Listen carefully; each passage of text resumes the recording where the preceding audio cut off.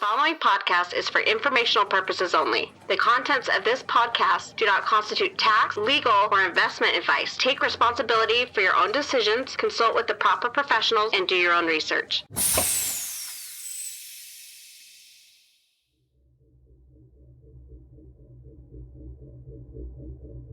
And taking responsibility for your own actions and your own acquisition of knowledge. And the graph community provides many ways for people to do that. So it's really on how much effort you're willing to put in. That's the real thrill of it. Everyone can participate. Awesome. Thanks for letting me turn the mic on you. Thanks for being a good sport. Sure. I'll cut it anyway. I'm joking.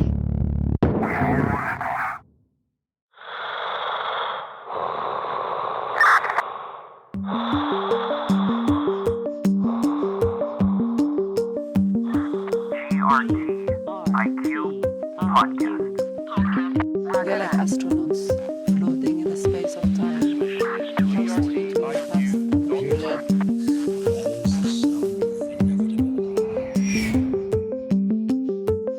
Welcome to the GRT IQ podcast. Today I'm doing something different.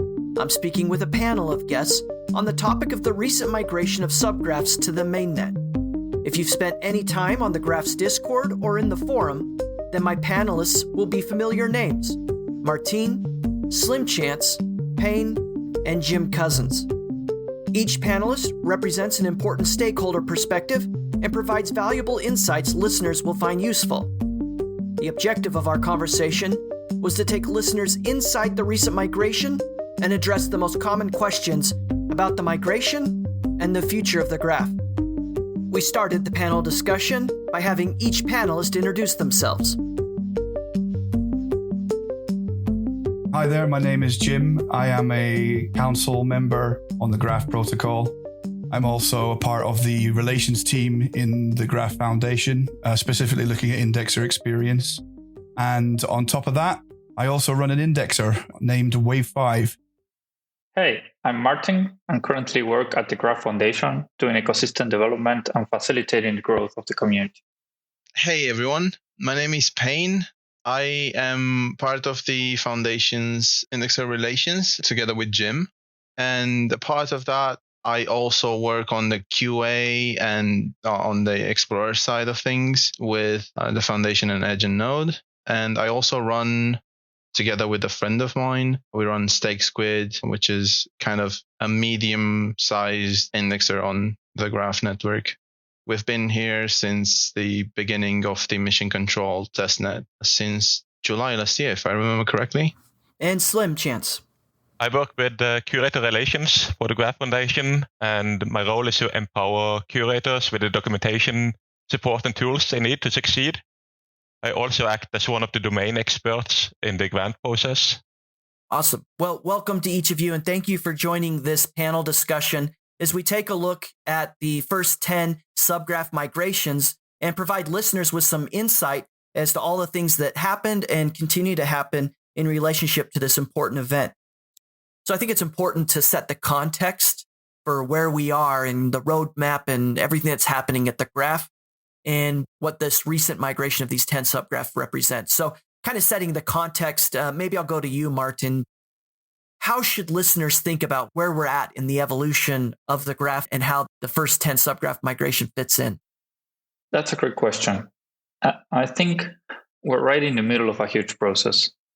So if we take a step back, we have to remember that the hosted service has been around for a couple of years. There's already like thousands of subgraphs deployed. And even if I recall correctly, during April, it processed over 20 billion queries. And then on a similar track, like the network launched at the end of last year, and the community did the first step, which was bootstrapping indexing supply. And now we've seen these first 10 subgraphs migrating, which seems like an obvious next step. But this includes a lot of work by indexing community, and it's building the muscle for the next thousands of subgraphs migrating. So when you have all of this, or you take all of this into account, you take this bird view, and there's so much more coming. Thousands of subgraphs are migrating soon to the network. and they will allow applications to become fully decentralized thanks to the graph network. This will change everything, or at least in my mind, because it's not only how the community organizes itself that will change, because we'll see new relationships between indexers and curators, which let us remember that includes subgraph developers. But more importantly, how people rethink the stack of applications will change. Data will be organized, indexed, and provided to anyone in a permissionless way. And that will change the way people think about data itself. So, Jim, what's the best way then to describe this migration for people that may not understand it and its significance? Sure. So I guess, just to step back for a minute and just think about what is the migration? What are we talking about when we say migration? Currently, we have the hosted version of the graph, which is a centralized, large infrastructure that lives in the cloud and serves data to dApps today and hosts all of the subgraphs, all 9,000 plus subgraphs, and provides data layer to dApps for free. And running alongside that, we have our new decentralized graph protocol mainnet. And this is where all the indexers live. This is where all the delegators live. This is where the curators live. This is where the subgraph developers eventually will live too, although they'll be living between two worlds for a while. So the centralized service, by the very definition of the word centralized, is one service, right? When we move, or as we move or migrate, as is the word we're using here, we migrate from this centralized service where the subgraphs are being served by one very large, essentially indexing infrastructure, to the indexers on the graph protocol mainnet, of which there are about 170 right now.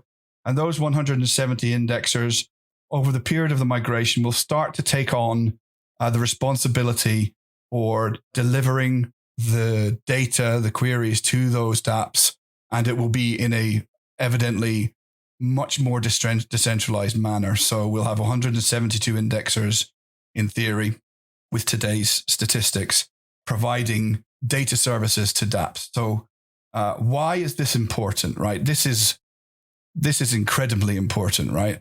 We often talk about decentralization, and some projects are on one end of the decentralization spectrum where it's more like theater and they aren't really doing decentralization.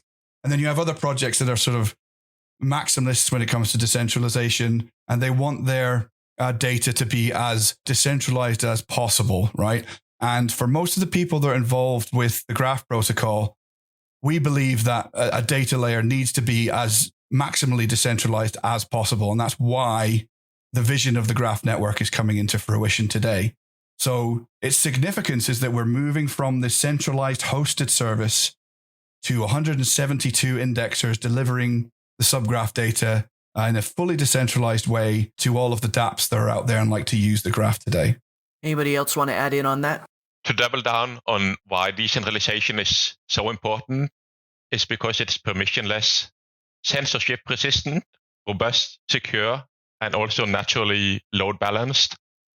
And that will be extremely important going forward for dApps that wish to have a truly decentralized infrastructure. I thought it might be interesting to start with this question for the panel about something you learned new or something that surprised you as a result of the first 10 subgraph migrations. And so maybe I'll go back to you, Jim. What was it that you learned either about the community or about the protocol itself following the first migration? Well, with very large projects, you'll often hear aphorisms and sort of common sense quotes about the fact that, things will always go wrong. There will always be something that goes wrong with large projects. And somehow once you're in the midst of a very large project, you tend to forget that. And you think that, you've written your plan out and that's how it's going to go. But the reality of, over the last few months, moving from testnet, where we've been testing, very high query per second load testing, on into mainnet, what we found is that there's various different unexpected challenges that you come up against on a project of this size. And the interesting thing to me is the way that the community has kind of rallied around these problems, because we're talking about pretty complex problems. For example, one of the 10 migration partners that was deployed had what we call a fatal error on one of their subgraphs while the indexers were syncing it. And what this meant was that the subgraph could no longer be indexed. What usually happens in that situation is that the developer will fix that, deploy it as a new subgraph. But now that we have money involved in the network, we have value involved in the network in the form of GRT. What we find is that indexers actually end up getting punished in, rare situations like that. So the community has been realizing now over the last couple of weeks that it's, although we have all the theory in place for the mechanism, there are going to be things that need to change over time. And, the interesting thing to me has been seeing the community rally around that and making noise in the right places to fix things. So, for example, this fatal error incident that I've talked about has already been integrated into the charter. The charter is how we police indexers and the integrity of their data and their queries. So we've already integrated this incident into the charter so that if it happens again, then indexers will not be punished financially for that. That's the most interesting thing that I've seen in the last, 2 weeks. I'd like to open it up. Do any of the others of you have something that interested you or surprised you during this process? Well, like Jim said, it's never easy. You should always expect some trouble, but the most important is to have everyone around you and support and move forward with whatever happens and try to improve things over time. But I also want to take this chance to give a shout out to the office hours, because that's where most of these discussions started. And basically we chatted every week around these migrations troubles that we had. And people are getting more and more involved as of lately, because now they have actual work to do, not just have one single subgraph to index. There's multiple subgraphs, there's queries involved now, they have to scale up their infrastructure. Everything contributed to more activity and more involvement, and it's really a nice thing to see in the community. Can I ask you a question then, Payne? So from your perspective as somebody who runs multiple indexers, as sort of pertaining to that subject specifically, is there anything that you've seen that's been interesting, gas efficiency or performance issues or anything like that would sort of pertain to having such a large scale operation? Yeah, gas costs were definitely a lot higher at some point, and we didn't, luckily we didn't have to rebalance anything, because more or less we were earning kind of the same returns. But the biggest trouble I run into was the fact that enzyme subgraph basically blew up for me on 5 different machines before everyone else's did. And I basically just went on a troubleshooting session with Ford and Leo from Edge and Node. And we kind of find out that TurboGeth is having some trouble in the way they read the blocks from the chain. So their implementation of, if you remember correctly, we had this environment variable in the graph node to call by number to have it disabled, right? And all the calls should be made by hash. Like in this situation, TurboGeth, for example, calls by number and then converts by hash. So that is a big problem. We didn't know about this. Every single week, there's something new to learn and something new to adapt to and something new to overcome. Like even with our 5 indexes, we were having trouble with Omen syncing very slow, and we had to import a database from someone in order to even close the allocations. It was quite a challenge to import 400 gigs of non-optimized database dump into 5 servers. But yeah, that's already over. And I also learned something from that, the way you should do your backups in a certain way to avoid these kind of things. I think one of the questions that listeners have is about these partners that were the first 10 subgraphs to move over, and how important those partners have been early on here. They were definitely super important. As you were saying, there was this issue that arose with the enzyme subgraph. And it becomes important that their developer is active and knows the community. We've definitely seen everyone super active, as we have over 10,000 subgraph developers working on the ecosystem. But the way, in this case, the main developer behind this enzyme subgraph jumped into the indexer conversations when the subgraph broke definitely made a huge impact on how the challenge was solved. I think that's the main takeaway from the importance of them. How has the experience with these first 10, how will that inform future migrations and the way people should think about or what they've learned from it? I think it's informing everyone in the community of different aspects. One, definitely the subgraph developers need to be involved. As we mentioned before, in the case of the enzyme subgraph. But also the aspect of the human coordination of not every indexer is always online because we live in a world where there's always somebody sleeping. So everything takes time and you can account for that. But always when you see that happening and see how long it takes, I think Jim was mentioning even before, like many of them have already upgraded, but not necessarily all of them. And learning about that human coordination is also crucial for the successful of the network. Anybody else have an opinion on that? Yeah, so when I think about the things I've learned over the first migration period, it relates back to, the unexpected challenges that you come up against. And I think as a, everybody on here is a leader within the community.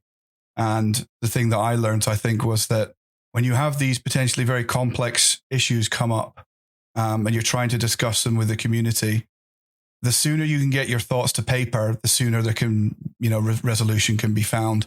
That's been my experience over the last couple of weeks as we've dealt with this fatal subgraph error and how we will deal with it in the future. So getting your thoughts to paper so people can see them and read them as a whole piece of, thought piece, I think for me is very important now as we go on and we face more challenges. Yeah, I think Jim pointed out really well that those relations between the subgraph developers and the indexers will develop over time, and the community will be held strongly together by those relationships because everyone will be helping each other to not make mistakes, because now mistakes will cost money and no one wants to pay money for stupid things like having your subgraphs blowing up, right? I mean, everyone learns. We indexers learned the hard way that what happens when a subgraph is failing. Developers also learn that it's not a good idea to punish them for these kind of things, depending on the scenario. So everyone is now working together to nail those things out and make it easier for future subgraph developers to have an easier life when they were going by and deploying their subgraphs to the mainnet. I could add another learning is, maybe Jim or Payne can comment better of this, but I think one of the biggest learnings also on the indexer side was the difference of the indexers that were running Scalar on the testnet.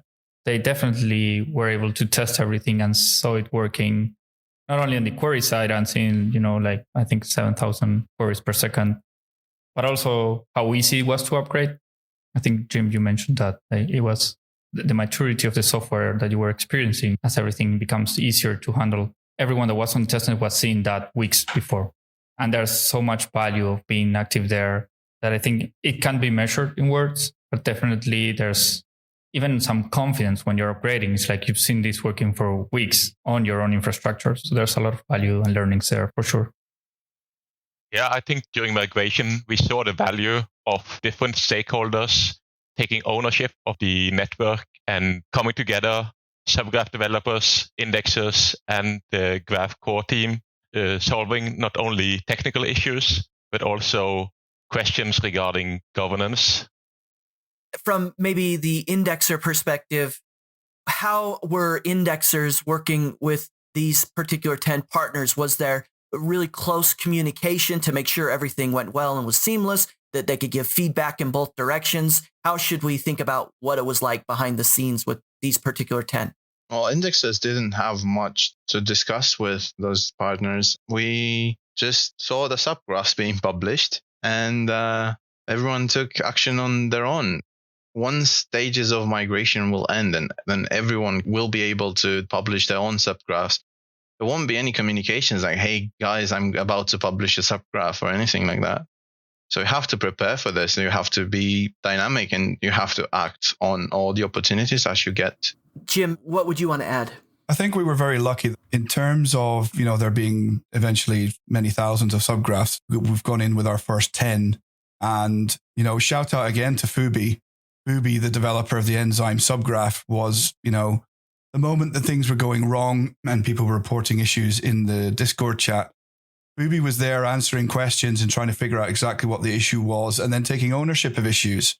And you really couldn't have asked for a better migration partner than that. Somebody who's proactive and wants to get involved in the process and already understands deeply how the subgraph development process works. They're the best people to get involved then in how planning and putting the structures in to make sure that once we're scaling up into the thousands of subgraphs, then we can overcome these sorts of problems we're having at scale, right? The reality is that subgraphs have fatal errors, errors that stop us from indexing them. This is the nature of the beast as it stands today. It's going to happen again. So we need a framework in place to tackle that every time it comes along.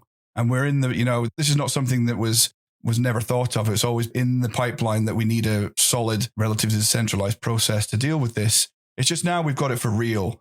And to be honest, I've got a lot of confidence given that the indexers obviously now have capital on the line. So they're very keen to make sure that anything that impacts their bottom line and the bottom line of their delegators is addressed quick. The subgraph developers, they also have economic interest here because they have to signal on their own subgraphs, which obviously costs them GRT. So all of this process is tied to real financial consequences now. So I'm quite confident that with developers like Fubi and with the indexer community and with the assistance and the guidance and the governance of the council and also sort of the continuing guidance from Edge and Node and the wider community, we're going to find a way to manage this long term. Slim, I want to ask you a question related to curators. This is one of the things that particularly members of the Delegator community are really interested in, to see more activity from curators and to see curation services turned on. And so what are you seeing within the Curator community currently? I see a lot of expectations of the upcoming curation launch. And if everything goes to plan, we will have curation going live in the coming 30 days. And at that point, we will have the curation UI and guides ready. How important is that milestone for the graph community? I guess the question is, delegators are putting a lot of interest in curators and curation services, and maybe it's because a lot of them want to be involved in curation, but what's your opinion on that? I think curation markets are going to be a cutting edge of crypto economic primitives in general. It has never been done at this scale and level of complexity before. Curators, they will have an integral role of actively assessing subgraphs. So I think it's very justified that people are excited about it, but it also carries a high risk, especially early on in the network, as nothing is settled and no kind of equilibrium is found yet. So I would say to delegators that are looking at curation to be excited, but also to do your research and be prepared. Do any of you others have advice for members of the community and maybe delegators specifically who want to get involved as curator? And now that you have this new perspective, having seen these 10 subgraphs migrate, does that inform what advice you would give? I guess 2 points of view. So from the sort of just, I always talk about putting hats on, right? So put my curator hat on for a minute. So during the mission control, we did have a taste of what curation was like. And what I learned from that is that you need to be very, very cautious if you don't understand bonding curves correctly, because one of the main dynamics within the curation mechanism is this bonding curve for, buying signal on a subgraph. Now, I'm not going to go into the dynamics of that in any detail because I find it quite complex myself, a lot of maths involved. But what I do know is that, in the sort of crypto space, in the DeFi space, we have this concept of aping in, right? So you don't think about what you're doing, you just throw your money into something. What I know for a fact is that that's the worst possible thing you could ever do in a curation space where you have bonding curves, because you may end up taking out less than 1% of what you put in if you're trying to speculate. So, from my own point of view, and I'm a pretty risk averse person, if I was going into curation and I really did feel like I need to play the game from the beginning, then I would be playing with a very, very small percentage, like single digits of whatever my block of money is for curation, just to learn about it and be able to talk about it with some authority. So that's what I would recommend to delegators. Now, if you are a very risk-averse person, I think most delegators probably are, because the delegator role is kind of designed that way, right? If you're a very risk-averse person, just stand by and watch what happens. Pay attention to the Curator channel and listen into what's going on. Now, from the indexer perspective, there's also a perspective for the indexer when it comes to curation. So just to give you an idea of where indexers are right now, indexers have a couple of choices. Well, they have unlimited choices for strategy when it comes to allocating. But there's two main strategies that can be followed right now. One is allocation optimization. So what that means is that the indexer will take his stake and his delegator stake and he will allocate them so that they make the most GRT per hour per GRT allocated. That's what most indexers have been doing if you follow things on chain since migration started. Now that we're into the migration phase, for those that don't really look at the stats or the signals right now, just to give you an overview, it's very simple right now. So we have 10 subgraphs plus one old subgraph that was from the first testnet. And those 10 migration subgraphs have roughly the same signal on all of them. So what that really means is that indexers should be spreading their allocation out relatively evenly across all of those partners if they want to maximize their query fees. Some indexers are choosing to do that. Anyone that follows me on Twitter will know that I put out a sort of thesis on the migration for Wave 5, which is signal weighting. So I want to support as many subgraphs as I can during migration. Other indexers might not choose to do that. When curation comes along, and this is the important bit, those signals are going to change, right? So that's the thing to be watching out for, even as a delegator. Is your indexer following the signal or are they doing something completely different? I have my own personal beliefs on which is the thing to do right now, but some others might disagree with me and might be profit maximalists. But I would definitely, as a delegator, be paying attention to those things. The best places to pay attention to those things are graphscan.io. If you can go in there and look at your indexer and see where they're allocating to and how many different subgraphs they're allocating to, how much they're allocating to each subgraph. And then there's also Stake Machines dashboard, which gives a sort of a more in-depth view of what's going on, both for you as a delegator and for your indexers. And I believe he also has, Slim, correct me if I'm wrong, I think he has Curator dashboards in the works as well. Yeah, at least he has it in the UI, so I believe so. Yep, so that's coming as well. So I guess that's my 2 points of view on the curation side of things from an indexer point of view. I would suggest for sure to go and read this month in curation and newsletters that Slim puts every month. Especially the first 2 editions cover a lot of risk and benefits and a lot of links to understand how bonding curve works. So you get all the learnings before the UI is ready to launch curation on mainnet. I would also like to add to that Dave's presentation 10 minutes into the Phase 2 workshop of the Curator program. He goes through how to assess a subgraph. And it's a very good primer to understand how subgraphs work and how to determine if it's a good subgraph to curate. Payne, do you want to add anything? Not really, other than curation will be awesome. I can't wait to study the market dynamics and to see how everything changes whenever the signal on specific subgraphs change. Like how would indexer react to that? There's a lot of things to put down on paper and visualize, basically. It's going to be fantastic.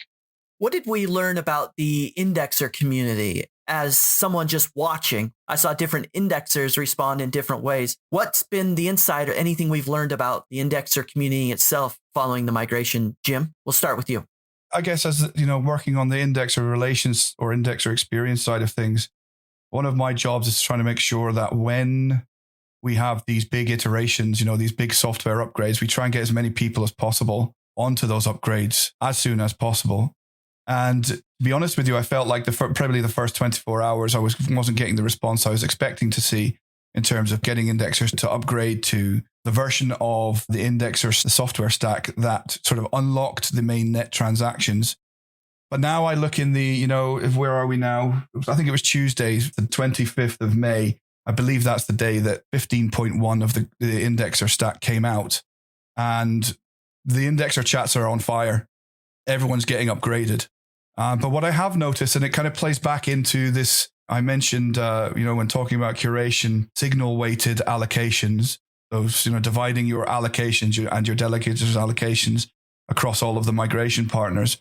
But, if you take a look at network.thegraph.com, you can actually see how many indexers are sort of spreading their allocation out amongst all 10 subgraphs and who are not spreading them out. And, there's a mix of things happening there. What I would like to see is more people supporting more of the subgraphs for now, even if it means they're going to be making less profit per GRT allocated.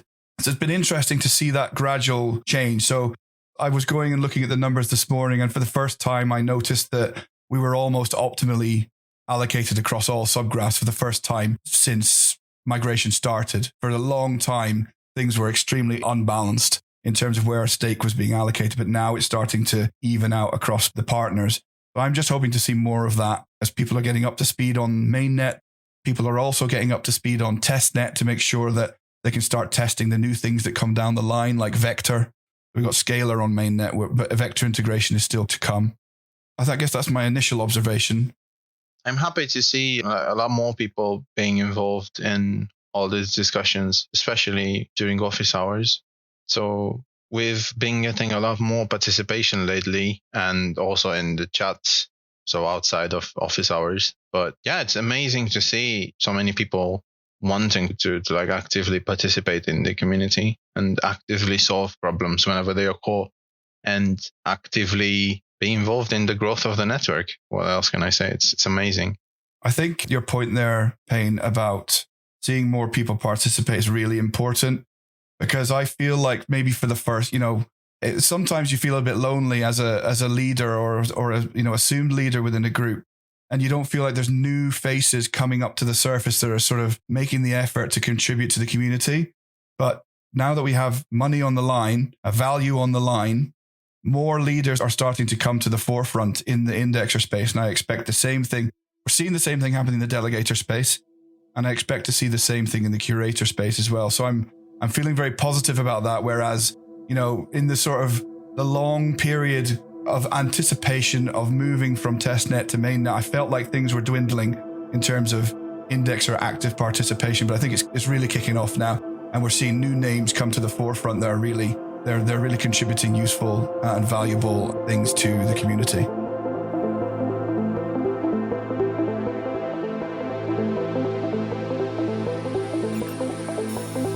The GRTIQ podcast is made possible by a generous grant from the Graph Foundation. The Graph Grants program provides support for protocol infrastructure, tooling, dApps, subgraphs, and community building effort.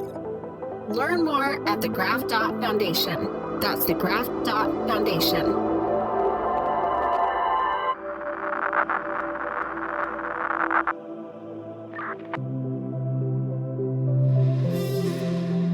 This is GRTIQ. Each week, we introduce listeners to different members of the Graph community and ecosystem. Our goal here is to engage listeners by telling the stories and sharing the insights of those helping to build the Graph. Please consider supporting this project by leaving a review wherever you listen to the podcast, or by sharing your favorite episodes on social media. And don't forget to visit grtiq.com/podcast for detailed show notes. Thanks for listening.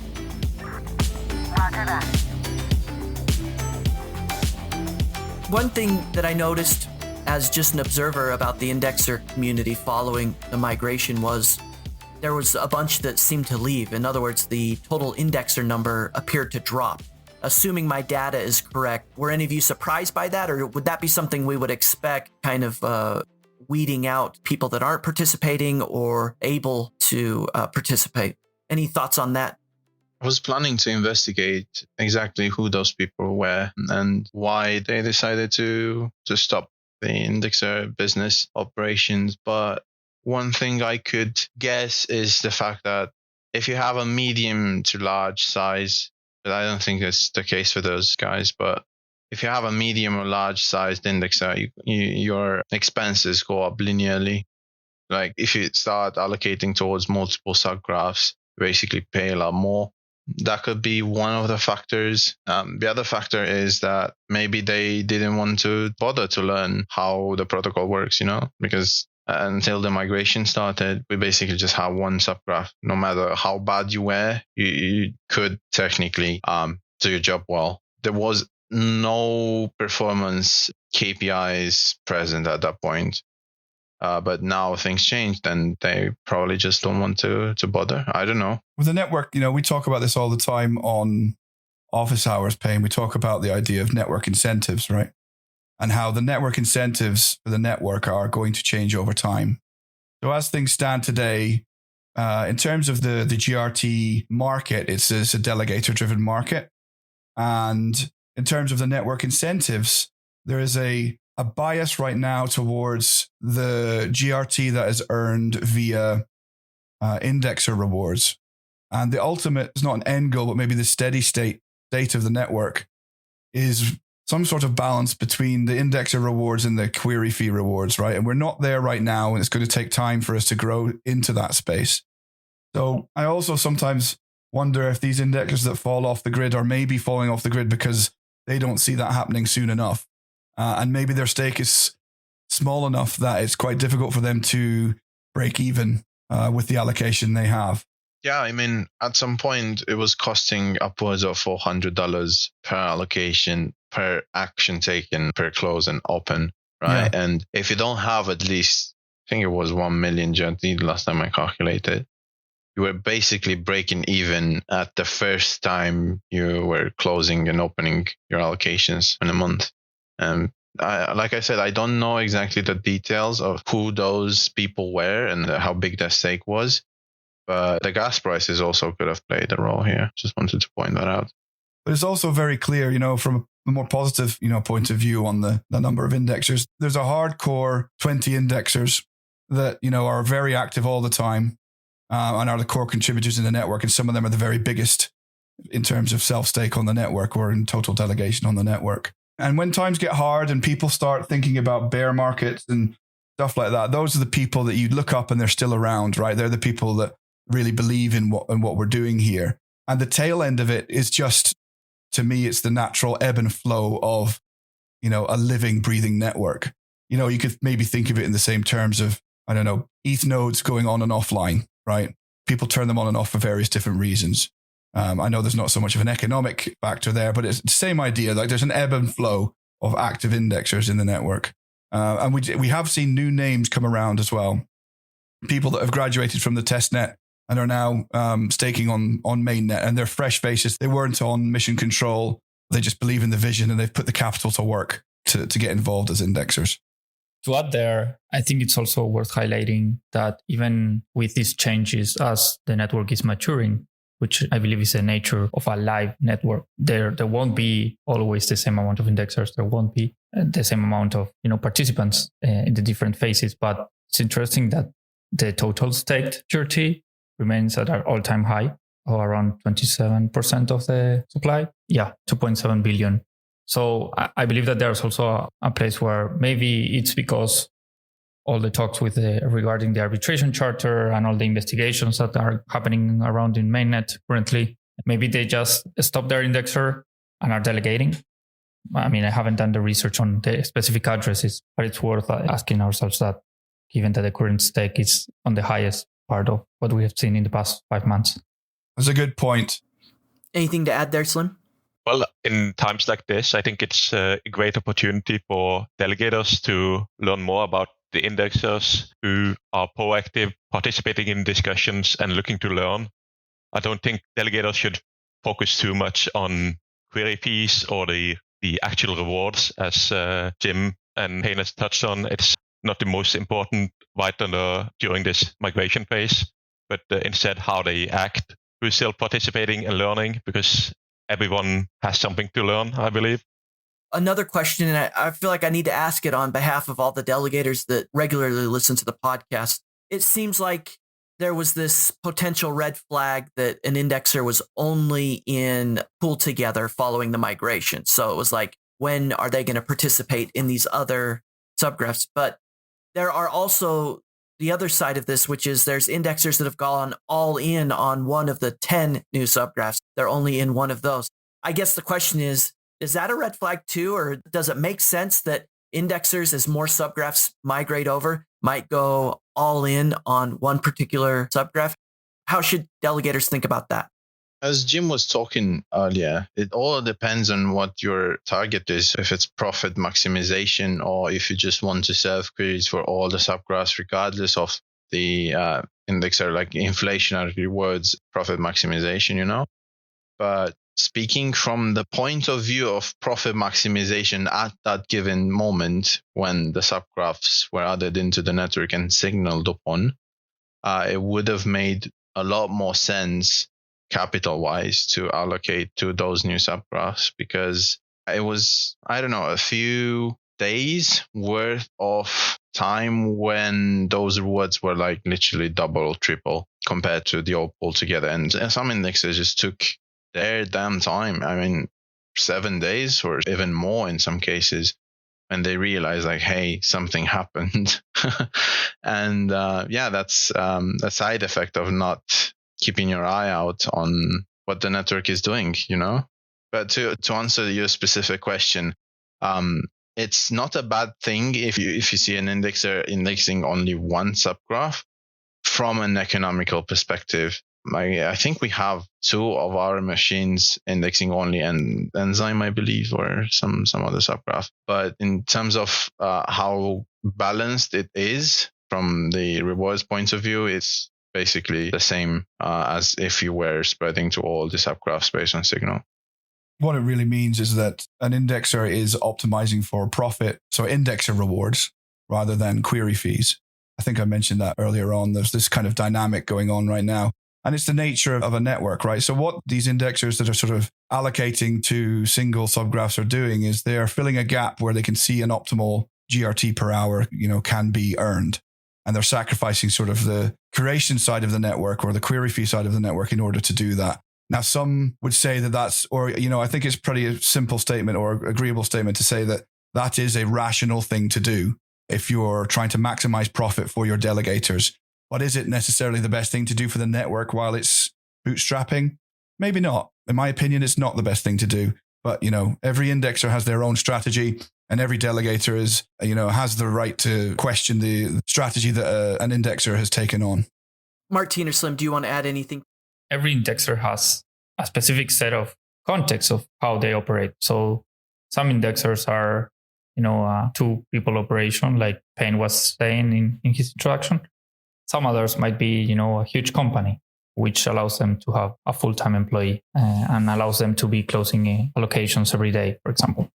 So that, coupled with their strategy towards the network, it's going to be driving how many subgraphs they're going to be indexing, or even like how big is their infrastructure, would probably direct how they will approach how many subgraphs they are indexing. So when instead of having 10, we have 100 or 1,000 subgraphs. Will all of them be indexing 1,000 subgraphs? Probably not. That's not necessarily a bad thing. Depends on, again, their infrastructure, how big is their operation from the human resources too. As it's intensive, you need to be paying attention to what's going on in the network, how to react to the network. Recently, I had Zach Burns as a guest on the podcast and had him explain Scalar. He said the network doesn't work without Scalar. What have we learned, or what's happening with that as the migration occurred? I don't think it can be underestimated the leaps and bounds that have been made with the graph software over the last 6 months. For anybody who's sort of been close to the graph testnet and has watched the Edgenode team, Janice, Ord, and Zach especially, grinding away at this bleeding edge problem that we have in this space around micropayments, at scale. To see that iterate over time, to see how difficult and how much trouble we had with it in the early days. And that would have been around epoch 90 on the network, right? 90, 100, earlier than that. And now we're not a million miles away from epoch 200. And it's night and day. It's absolute night and day. So back in the early testnet, on my own indexer, I would struggle often to get into the tens of queries per second without having problems with the payment mechanism, the micropayment mechanism that we were using, state channels. If you compare that now to the Scalar implementation that was deployed in the smoothest manner you could possibly imagine from testnet to mainnet Tuesday, the 25th of May, you wouldn't believe the difference. It's night and day. On the testnet, I had 2 indexers running as test indexers at the same location. And between them, they were hitting. And this is test traffic, it's simulated traffic, right? So it's pretty light in terms of how much time it spends in the database. But I was hitting something in the region of over 2,000 queries per second, which is just, it's just, I couldn't believe it when I saw those numbers and I didn't see errors beside them.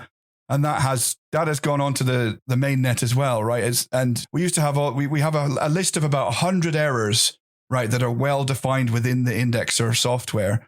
And we used to have, you'd have times where you have tens of thousands of them coming in every 5 minutes. But with the work that the guys have done on improving things and introducing Scalar, what we're seeing on mainnet is a real product that is not suffering from those types of scaling issues that we were having before. It cannot be underestimated how much of an edge an indexer has by spending time on the testnet. A lot of indexers right now are chasing to get back onto the testnet because they've now realized this, having seen how smoothly things went on the mainnet launch on the 25th of May. Payne, do you want to add anything?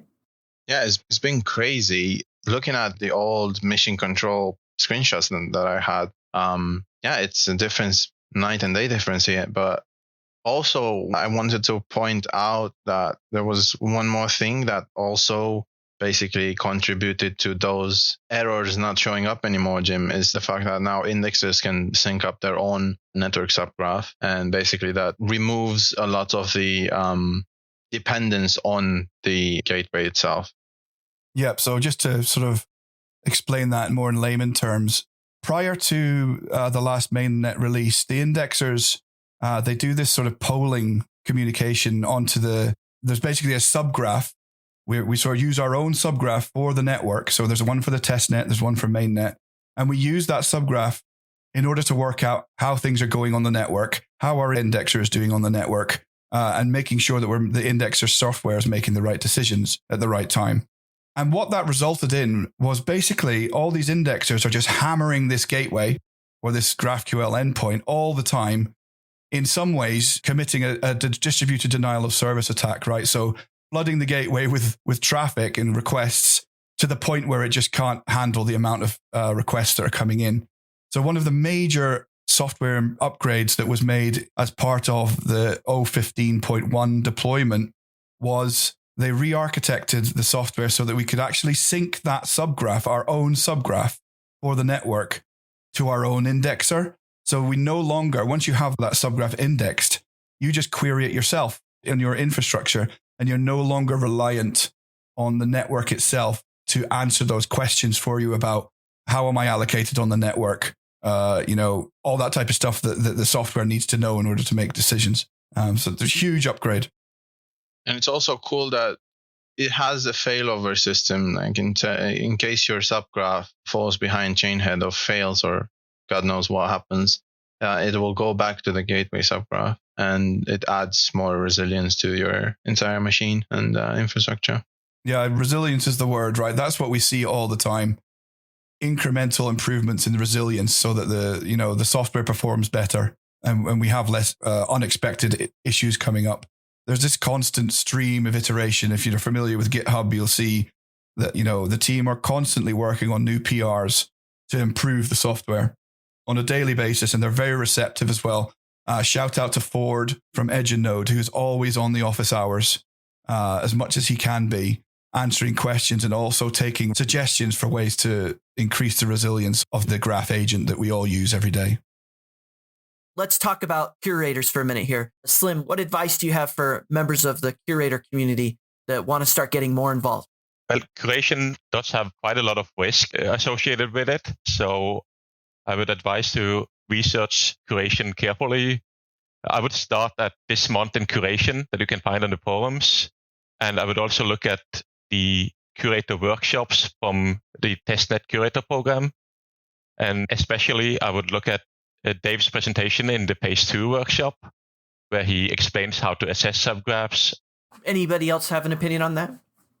Definitely jumping to learn the nuances of building subgraphs. So as Slim was saying, the workshop by Dave during the Curator program last year is a great place to start learning how to assess schemas and learn which subgraphs are the ones that you want to curate.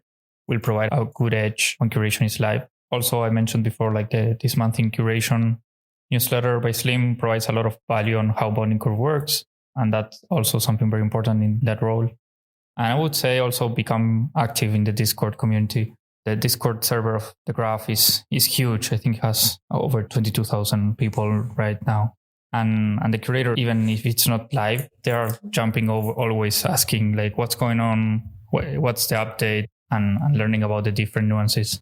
I'm sure like there's going to be a lot of rallying around as it happens in the office hours of the indexers. Like indexers gather around and discuss the different situations that are seen in the network. And the same is going to happen with curators. So the curators are active and are learning as things go live and things happen and new subgraphs are deployed are the ones that are going to become more knowledgeable. It's a little nuanced, Martin, but does the advice change for subgraph developers? Is it the same advice for curators, or how would you, I guess, change your answer if we were speaking to subgraph developers? Well, I see subgraph developers as curators, as they will need to signal on their subgraphs, so indexers pick them up and start indexing them. I would say the difference there is like how technical that person is going to be. If you're already a subgraph developer, you already know how to write schemas and properly assess or assess more easily if there's other subgraphs that you want to curate, if they're like written properly and they're interesting for the community to be indexed by many indexers. If you're not that technical, that's where all these resources provided by Slim are super important. So again, starting from the bonding curve, so you start to learn how they work, and then the different risks and rewards of curation are great places where to start if you don't know a lot of how smart contract works, bonding curve work, curation works in general. And that's going to be like the first step also to interact with indexers. Some of them probably are already delegators and already know which indexers are more active, or they trust more indexers. So when you see them more active on the community, that also provides a lot of information for them. So turning the attention to indexers then, either new indexers or indexers that need to elevate their activity within the network. Payne and Jim, what's your advice to those members of the community? So I guess it's pretty similar for new indexers and I guess seasoned indexers. The most important thing to do right now, if you're already on mainnet, is to make sure you're upgraded to 0.15.1 graph indexer stack. Now, if you're brand new and you're new to the network and you want to contribute and you at some point you might want to put the capital together to get on mainnet with either yourself or with some others, the best place to start is get on Discord, get in the test GRT faucet and get some GRT for yourself and spin up a testnet indexer and start being active within the testnet channel on Discord. This is the way that you will improve your knowledge. This is the way that you will meet myself, Payne, Martin, the whole community. And this is the way that you'll get recognized if you are sort of a net positive contributor in that space. Attend the office hours on Tuesdays at 10 a.m. Pacific. The purpose of that hour is originally it was to help indexers with their technical problems. That's still the purpose, but we also talk about sort of high level stuff there a lot of the time because it's a chance for indexers to get together every week. And then I would also suggest that, if you're brand new to the graph, you want to look at some of the resources that are out there. There's the codex.thegraph.com, which is sort of like a curated list of links for all types of stuff on the graph. There's also the Graph Academy. That's thegraph.academy, which is run by Stefan and is a great resource for all types of stakeholders, including indexers. There's some guides there for how to deploy on Docker and bare metal. And then, of course, also look at the main website because, the core place that we used to send people before we expanded our sort of, documentation was the blog, where you'll find some of the posts from one of the founders, Brandon, which will really help you understand the protocol at a fundamental level.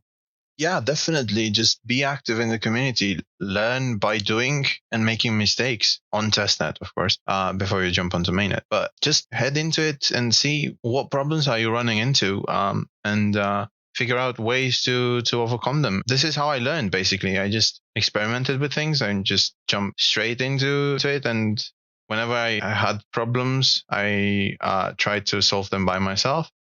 If I couldn't, I then searched the Discord.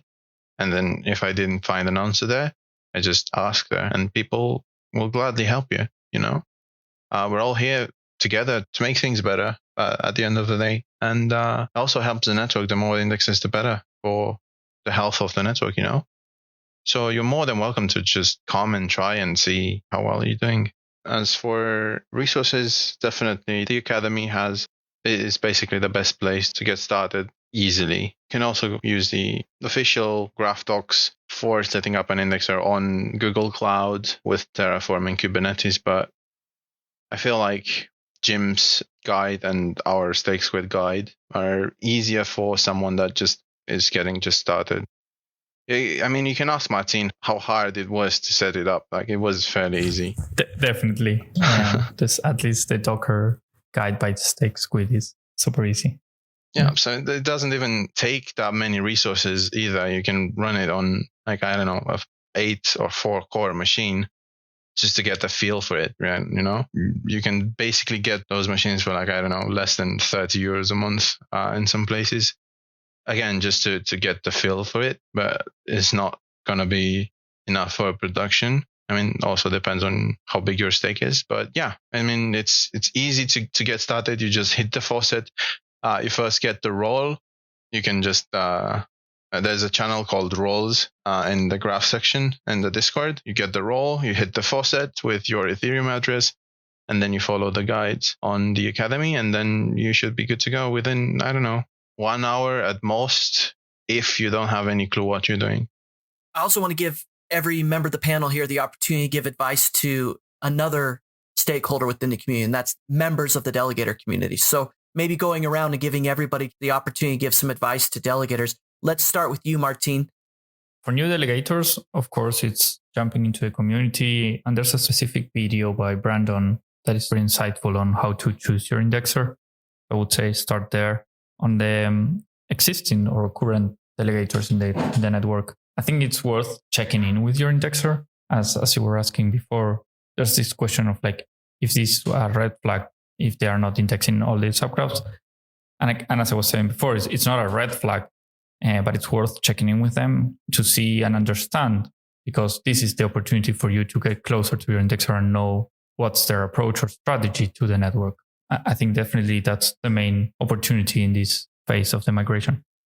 I would recommend putting some thoughts into who you choose to delegate to. Your GRT is safe, but there's a 0.5% delegation tax. And if you were to undelegate your stake, it has a thawing period of 28 days. So I would make sure that to put some thought into what indexer you delegate to. For myself, I looked at criteria like communicative, skilled, aligned with the ecosystem, and having low yet sustainable cuts. If feasible, look into splitting your delegation stack between multiple indexers. And yeah, as Martin says, contact your indexer or your potential indexer if there's something you're wondering about. And please join the Discord community if you have any questions. Just look for indexes that are active in the community and know what they're doing, because this is a way to like have a certainty that that indexer will sustain their business and will sustain their rewards generation, and you're basically maximizing your profits over time.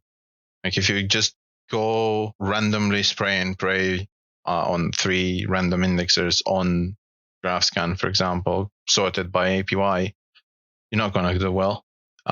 Even if those APYs are high, it doesn't even mean they're performing good. Most of the time, they just give out their own rewards as indexers to the delegators to attract more delegators, which is not a bad thing in it by itself, but that's temporary, right? And you have to make sure that at the end of the day, at the end of the month, at the end of the year, you're with someone that you can trust to do their best always at every single moment in time to get those rewards, right? And those queries. And yeah, I mean, the only way to do it is by going with someone that is active in the community.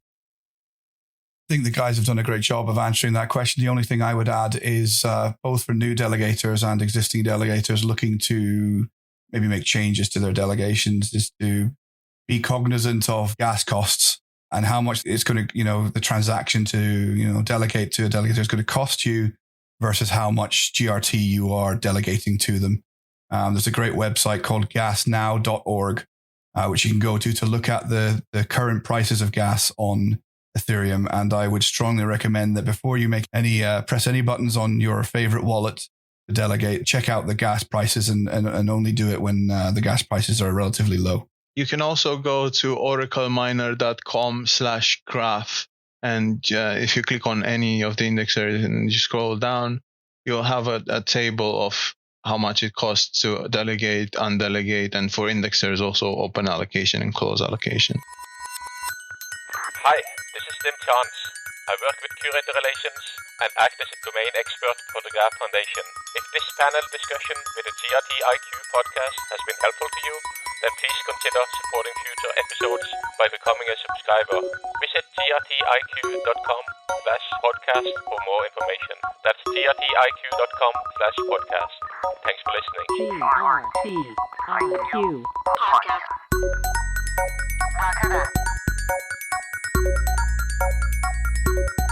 A follow-up question then for advice to delegators would be this question about what should delegators expect to see in terms of the query fees? Maybe I'll go to you with that, Jim, but what would be your advice to delegators regarding that? One thing that we haven't really talked about is the actual content of the queries that we have on mainnet right now. So we have a mix right now of the actual migration partners themselves and stress testing from the Edge and Node team across all of those subgraphs. So there's a mix of simulated queries and real queries, depending on whether the migration partners have decided to start testing on their subgraphs or not. So it's difficult now to sort of start judging the amount of query revenue that is being generated. And there's one of the reasons for that is what I've just described, right? So all of that traffic is paid for via GRT, via the micropayments, via Scalar. However, you also have to consider that part of the mechanism of the network where indexers get paid for these queries as they have to make these settlement transactions onto the Ethereum network. And many indexers will avoid doing that because where we're at with the network today, for example, the sort of traffic we're seeing right now, the amount of GRT and query fees that an indexer is making might be less than the cost in gases to take in or claw back that query revenue that they've generated via serving queries. So if you were to look at, for example, you mentioned there network.thegraph.com, on that dashboard, there is a section there on query fees, and you'll see per epoch how much query fee was claimed in that period. So it's very important to know that doesn't necessarily mean that that's what was served. There will likely be much more than that served in the period, but the indexers haven't necessarily chosen to claim it yet because the amount that they'd be claiming is too small versus the gas it would cost them. So they're just being efficient about how they claim those fees. So the reason I kind of bring this up is because I think it's too early to start judging indexers by their query fee performance today. You will see that number start to increase, I think, over time, that GRT number per epoch. But on an individual basis, it's too early to start, ranking indexers by the amount of query fees they're bringing in. So I think it's important to, as we move through migration, that's going to continue to be the case until we sort of get to the very large scale of having thousands of subgraphs on the network. Jim, what would be your advice to anybody that's just getting involved or starting to learn about the graph and hasn't really participated as a stakeholder at this point? Sure. I mean, first thing is to sort of get a basic understanding of it from the top level. And the source I like to send people to is a YouTube channel called Finematics, Finematics. They do an excellent job of illustrating various blockchains and DeFi principles. And if you search their channel, you'll find one for the Graph protocol. And it does a very good job of laying out to you how the different stakeholders play with each other within the protocol. Once you've had a look at that, my next recommendation is always to go and have a look at the graph.com. Specifically, it's nice to look at the blog section because Brandon, one of the founders, is, his blog posts have been sort of the linchpin for education from the very beginning with the graph. So if you want to get into the detail, it's right there. You can also have a look at the Graph Explorer there, where you can see the wide array of subgraphs that are available. And finally, I would also strongly recommend that people go and have a look at the graph.academy. It's a very rich environment with lots of documentation for all the stakeholders created by one of the community members, Stefan. And it's a really great place to start. It's lots of visual documentation around how things work and gets a lot of great feedback from the community. Those are the things I would recommend. Anybody else have an opinion on that? I would love to recommend the recording of the Graph Day keynote by Yaniv. It gives an excellent presentation of our vision and what the protocol does from a very zoomed out perspective. I would add to join the community in any way that you think viable or possible. The first step is basically jumping in one of our community channels in probably Discord server or Telegram, but I definitely feel from the communities that everyone is very welcoming. It's not just somebody answering questions, it's everyone helping everyone. And that's the best place to learn even or get directions if you don't understand a specific concept, besides after reading all the links or content that were provided here by Jim or Slim. Yeah, this was one of the things that attracted me to the graph very much. The community, you know, like everyone was just helping each other, and it was such a nice feeling place. Like, I don't know how to call it. It was just unique. I didn't find any other project with a tighter community than the graph. And also, like during the testnet, everyone from the team even was very active and actively helping us because, well, it was the testnet and we needed guidance. But now that we have people that know what they're doing and they're domain experts for different parts of the ecosystem, they are now helping and they are now in charge of this, and everything is just super organized and everyone is, the community is great. This is what I'm trying to get to. Like, the community is absolutely amazing. And I think being active in the community is the easiest way to learn things. You just read the blog posts, like Jim said. And if you have any more questions, just go into any channel that you feel it's appropriate to ask your question, and then ask your question, because you will get answers. So Payne mentions the strength of the community being such an important factor at the graph. And some cool community efforts involve things like the Graph Grants program. Martin, maybe going to you, but what can you say about the Graph Grants program? That's a great question. So the Graph Grants program was kickstarted a couple of months ago. It definitely got a lot of attention and got over several hundred publications.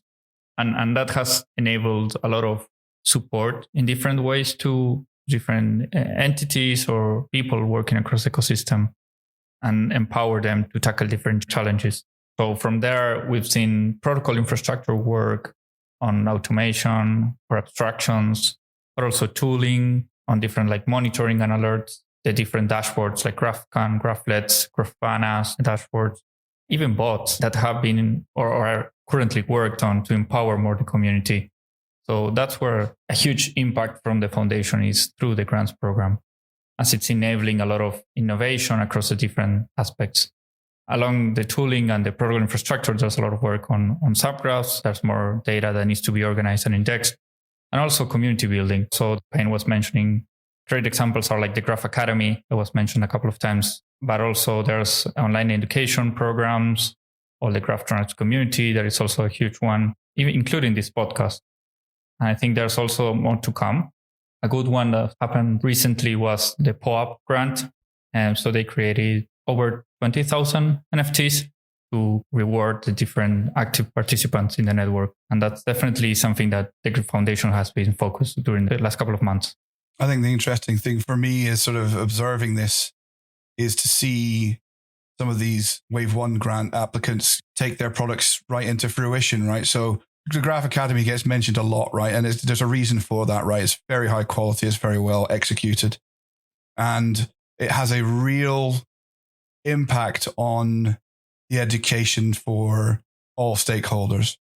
And it has a real impact on how much impact one person on Discord can have in helping people, right? So it used to be that you would go as a community member on Discord who helps people, you'd spend quite a lot of time doing repetitive stuff where you'd be repeating the same, answering the same questions, like where do I start? How do I choose who to delegate to? If I have this certain problem, what do I do? And you spend all your time doing that, you know? But with resources like the Graph Academy, you're now referencing some high quality material elsewhere, and a person can take themselves on that journey, right? To decide, you know, maybe what they want to do in the network or what they want to learn about the network. So we already feel the tangible benefits of Wave 1. That's just one example. The Pope is another great example. I love Popes. I'm addicted to Popes for some reason. They're just NFTs, right? But they represent something, especially in a community that's so rich like the Graph and has such a rich history now. The NFTs, they really mean something to me. And, you know, the fact that so much effort has gone into the design of them, so much effort has gone into actually executing the program. These are all things that have been funded by the community via the foundation. And we're only going to see more and more of that. I get to do interviews as a domain expert where I interview grantees, and the stuff I see is just awesome. You see lots and lots of really cool stuff, and, I'm really looking forward to see what comes out of Wave 2. What I saw from those grants was people that love the graph now took advantage of these and started building and getting paid for building things. And everything is just going amazingly well. Like Jim said, the Academy is absolutely fantastic. Everyone loves it. This podcast, everyone loves it. And I know there's a bunch of other tools that are being built right now, and I see everyone using them every single day. And I think once they get to release the updates and all that sort of stuff for these new tools, they're going to be even more amazing than they are. And most importantly, for the indexer side, is the fact that TurboGeth now supports trace, kind of. We still have to nail things out on it, but I think that's the biggest impactful change in the lives of all the indexers. I'm talking only specifically about this stakeholder group, but that's one of the biggest things that happened thus far. And we're making sure that it will go well from this point onwards as well. Yeah, working as a domain expert for the grant process, I've noticed that not only do we have hundreds of applicants, we have hundreds of really high quality applicants that have dedication and are aligned with the ecosystem. Yeah, I'm excited to see what Wave 2 will bring. So I'm interested in sort of your perspective as you've been doing the GRT IQ podcast. So how many months have you been doing this podcast for now? Well, it's been since March 26th. March. Wow, it feels much longer than that.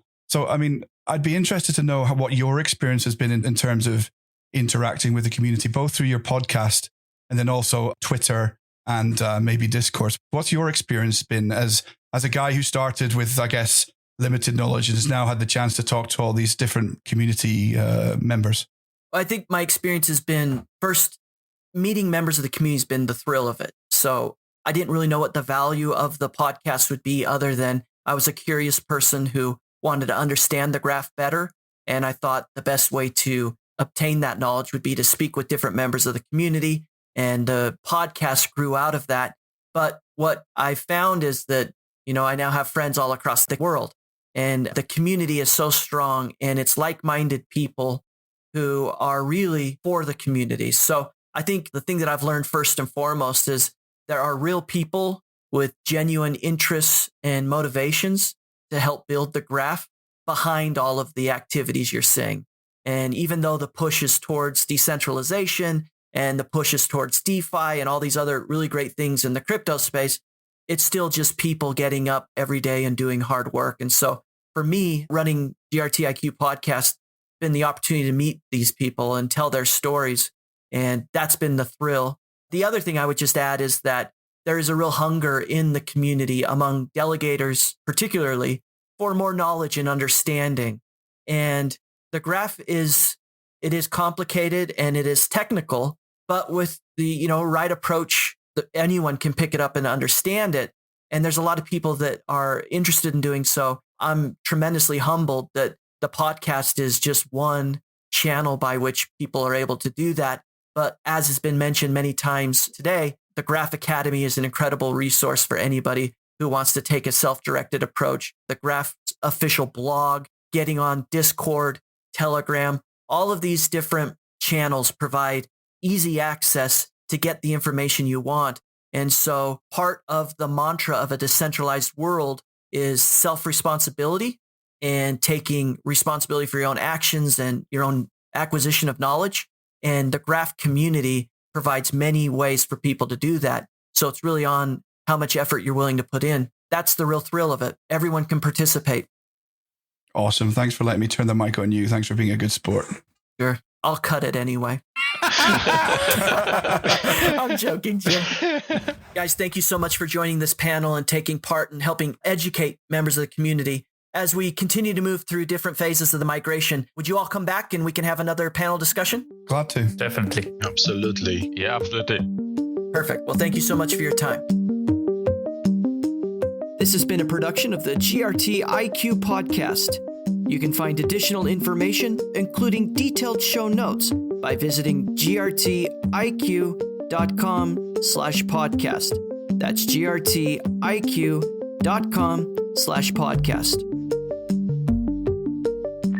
Please consider contributing to this project and helping build the community by subscribing and leaving a review. GRT